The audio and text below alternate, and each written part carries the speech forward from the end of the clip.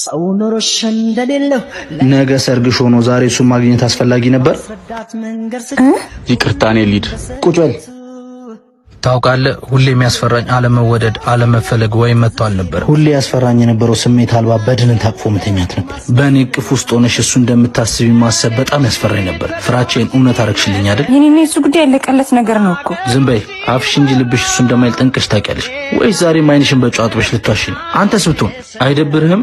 እጮኛ ያላት እንደማታገባት እያወቅ ለምን ታባልጋታለህ? መጀመሪያውን ከወደድካት ለምን ተውካት? ሁሉም እኮ የሚወደውን አግብቶ አይኖርም።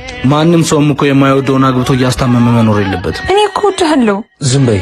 እስካሁን የምትዩን ነገር ያልሰማሽ መሰለሽ? እሱ በመሆኑ እኮ ነው እስካሁን ቁጭ ብሎ ያዳመጠሽ። ዛሬ እኮ የመጀመሪያሽ አይደለም። ሰላይ ቀጥረህብኝ ነበራ። ቀልደኛ።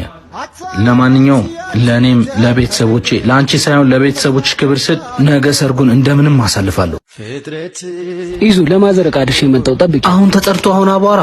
አባት ከዲስኮ ሆስፒታል የቱ ጋር ነው? በዚህ ጋር እንዴ ዛና መጨረሻ ከሆነ ነገሬክ ነበር እኮ ከኔ ተለይተ ሰው አትሆንም ብዬ ና አናግረኝ እንጂ ህልሜ ምናምን የምትለው እስካሁን ሳክስ ነበር እንዴ?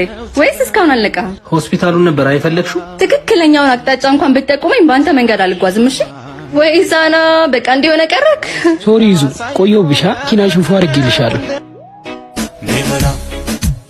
ይዙ መንገዱን አሳየኛ።